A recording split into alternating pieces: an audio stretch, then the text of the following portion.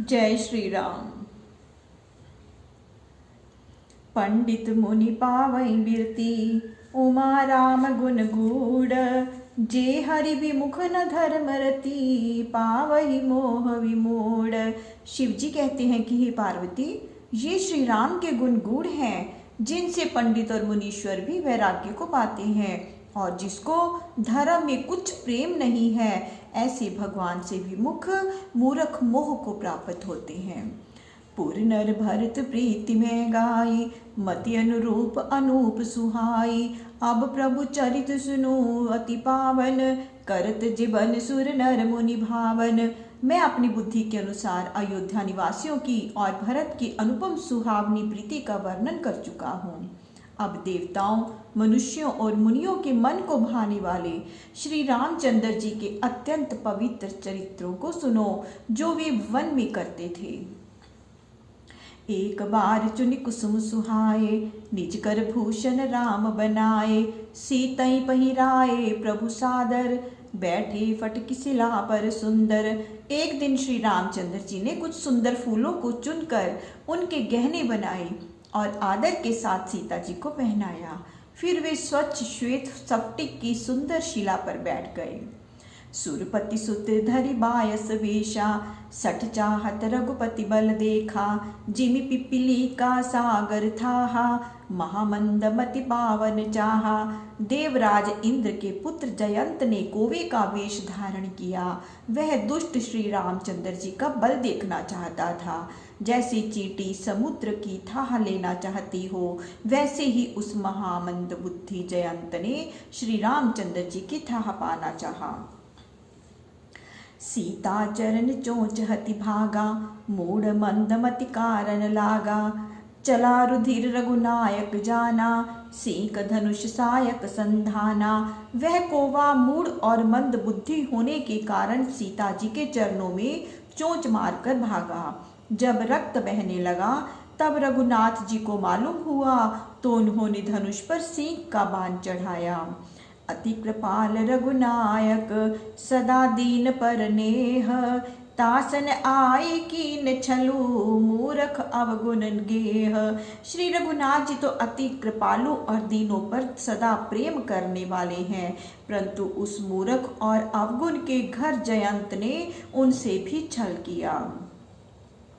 प्रेरित मंत्र ब्रह्म सर धावा, चला भाजी बायस भय पावा।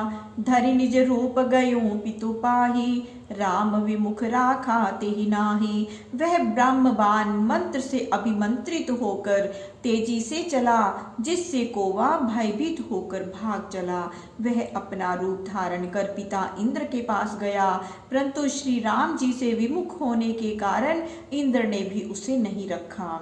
भा निराश उपजी मन त्रासा, जथा चक्र भय ऋषि दुर्वासा। ब्रह्म धाम शिवपुर सब लोका, फिरा श्रमित व्याकुल भय शोका। वह निराश हो गया और मन में बड़ा भय उत्पन्न हुआ, जैसे चक्र के भय से दुर्वासा ऋषि भयभीत हुए थे। वह थक कर ब्रह्मपुरी, शिवपुरी आदि सब लोकों में बड़े भय शोक से व्याकुल घूमता रहा। काहू बैठन कहा न ओही, राखी को सकई राम कर द्रोही। मातु मृत्यु पितु समन समाना, सुधा होई विष सुनु हरि जाना। परंतु किसी ने भी उसे बैठने को न कहा, क्योंकि श्री राम जी से द्रोह करने वाले को कौन रख सकता है।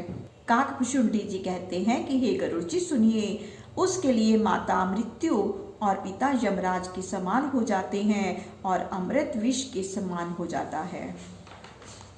मित्र करई सत रिपु कै करनी, ताकह विबुध नदी बैतरनी। सब जग ताहि अनल हुति ताता, जो रघुवीर विमुख सुन भ्राता। उसके मित्र सैकड़ों शत्रुओं के समान काम करते हैं और उसके लिए गंगा जी वैतरणी नदी के समान हो जाती है। हे भाई, जो श्री रामचंद्र जी से विमुख है, उसके लिए सब संसार अग्नि से भी अधिक तृप्त हो जाता है, तप्त हो जाता है। नारद देखा विकल जयंता, लागी दया कोमल चित संता। पठवा तुरत राम पहिताही, कहसी पुकार प्रणत हित पाही। जब नारद जी ने जयंत को व्याकुल देखा तो उन्हें दया लगी। संत जन कोमल चित्त के होते हैं। उन्होंने उसे तुरंत श्री रामचंद्र जी के पास भेज दिया और उनके पास जाकर उसने पुकार कर कहा, हे प्राणत जनों का हित करने वाले, मेरी रक्षा कीजिए। आतुर सबे कहसी पद जाई, त्राहि त्राहि दयाल रघुराई। अतुलित बल अतुलित प्रभुताई, मैं मति मंद जान नहीं पाई। दुखी और भयभीत जयंत ने जाकर श्री रामचंद्र जी के चरण पकड़ लिए और कहने लगा कि हे दयालु, हे श्री राम जी, त्राहि माम त्राहि माम। आपके अनंत बल और अपार महिमा को मैं नीच बुद्धि न जान सका। निज कृत कर्म जनित फल पायो, अब प्रभु पाहि शरण तक जायो। सुनि कृपाल अति आर्त बानी, एक नयन करि तजा भवानी। अपने किए हुए कर्म का फल पा गया और मैं आपकी शरण में आया हूँ, हे प्रभु मेरी रक्षा कीजिए। तब उसकी अत्यंत दीन वाणी को सुनकर हे भवानी श्री रामचंद्र जी ने एक आंख का करके उसे छोड़ दिया। जद बीती कर बदुचित, कीन मोह बस द्रोह। को कृपाल रघुबीर सम, प्रभु छाड़्यों करि छोह। उसने मोह के वश होकर द्रोह किया था। यद्यपि उसका वध करना उचित ही था तो भी प्रभु ने दया करके उसे छोड़ दिया। श्री रामचंद्र जी के समान कृपालु और कौन होगा। रघुपति चित्रकूट बसी नाना, चरित किए श्रुति सुधा समाना। बहुरी राम असमन अनुमाना, होई भीर सब ही मोहि जाना। श्री रामचंद्र जी ने चित्रकूट में रहकर अनेक प्रकार के चरित्र किए जो सुनने में कानों को अमृत के समान हैं। फिर श्री रामचंद्र जी ने अपने मन में अनुमान किया कि यहाँ सब ने मुझको जान लिया, इससे बड़ी भीड़ हो जाएगी। सकल मुनीसन विदा कराई, सीता सहित चले दो भाई। अत्रि के आश्रम जब प्रभु गयु, सुनत महामुनि हर्षित भयु। इसीलिए सब मुनियों से विदा होकर सीता सहित दोनों भाई वहां से चल दिए। जब प्रभु श्री रामचंद्र जी अत्रि मुनि के आश्रम में गए तब उनका आगमन सुनकर अत्रि जी बहुत प्रसन्न हुए। पुलकित गात अत्रि उठ धाये, देखी राम आतुर चली आए।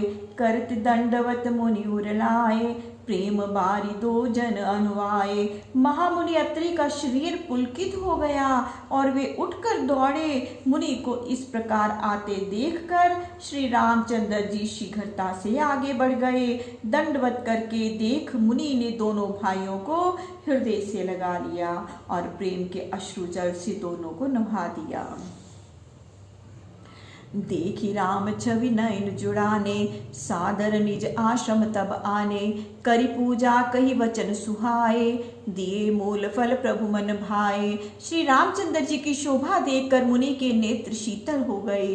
तब वे उन्हें आदर सहित आश्रम में ले गए। उनकी पूजा सुहावने वचन कहकर मूल फल दिए जो प्रभु के मन को अच्छे लगे। भरी लोचन शोभा निरखी, प्रभु आसन आसीन। जोरी पानी स्तुति करत, मुनि बर परम प्रवीण। आसन पर विराजमान प्रभु श्री रामचंद्र जी की शोभा को नेत्र भर कर देखकर परम प्रवीण मुनिवर अत्रि जी हाथ जोड़कर स्तुति करने लगे। जय श्री राम। प्रभु श्री राम सबका मंगल करे, सबका कल्याण करे, सबको सुख और सबको स्वास्थ्य प्रदान करे। जय श्री राम।